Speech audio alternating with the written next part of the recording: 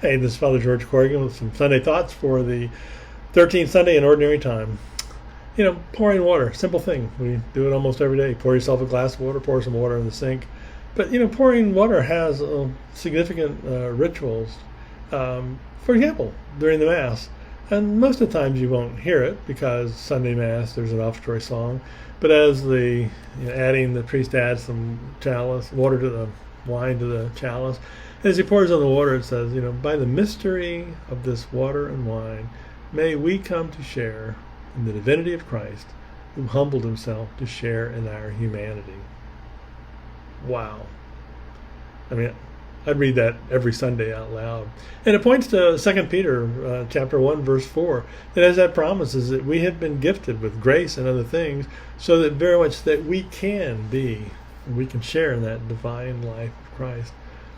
Simple thing of pouring water, and there's such profound words, profound action behind it. And even in pouring water in funerals and internments, especially internment these days when a lot of people aren't doing funerals, I'll often use the reading from the line from the second reading, and as I sprinkle the casket to remind people that this life that started in baptism is now reaching its completion, this life of faith, and we commend the soul to God. And just as you who are baptized have been baptized into the death of Christ, so may you, as Christ has been raised, may you be raised to that newness of life. That newness of life to share in the divinity of Christ that the other actions talk about.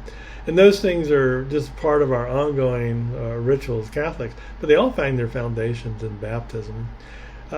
Baptism is one of those ones where it's a family celebration, and people come from all over, guests come, godparents are selected, grandparents show up. Photos are taken, the sacrament occurs, more photos are taken, things are posted on social media, more photos are taken. It's really a family celebration. It's one which I'm privileged to be invited to share in. But there's always a part of me that kind of goes, there is this wild and fierce thing that is happening that gets kind of, maybe we've domesticated, we've tamed the sacrament of baptism. There is this part where, even the very word itself, sacramentum, it comes from the Latin and it means oath. And what it specifically kind of refers to in context is the Roman legionnaires, who they received a sacramentum, the seal. And I'm not talking about things that were attached or a tattoo. I'm talking about firebranding the seal of the Roman legionnaires, so that they would know who they are and whose they are, and the group to whom they chose to serve and dedicate this life.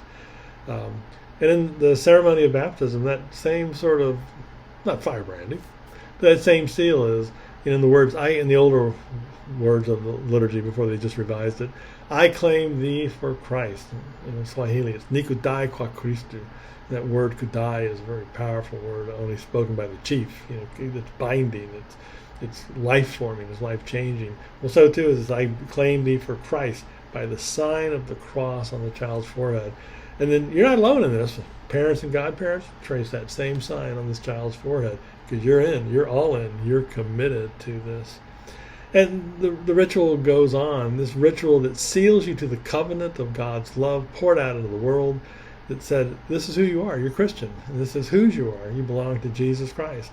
And look around, the people of God, that's with whom you serve.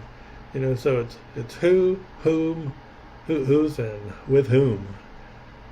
And it goes on. There's so many other poignant things in baptism.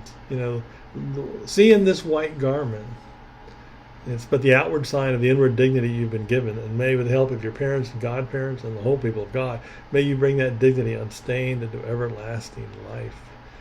And then receive the light of Christ as we hand over the baptismal candle.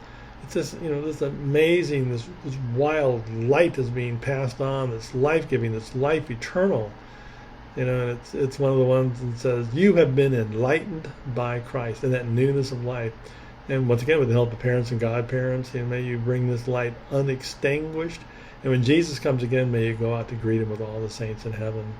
There are this ritual, this wild thing that's committing people to this entire life is being celebrated in baptism. Maybe we've tamed it or domesticated it. But think of your own baptism. Think of the commitments that were made, the promises.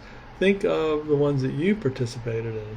And think of, in this moment, this the simple pouring of water. It's not really pouring, it is this torrent. It is the flood waters which seeks to change your life and to flood and wash you out into the world to be the imitator of Christ, the one who lives this life of holiness. It is a wild and fierce thing we do in the simple pouring of water. Something to reflect on, something to make life a little more wild and fierce. And that's a Sunday thought. Have a good one.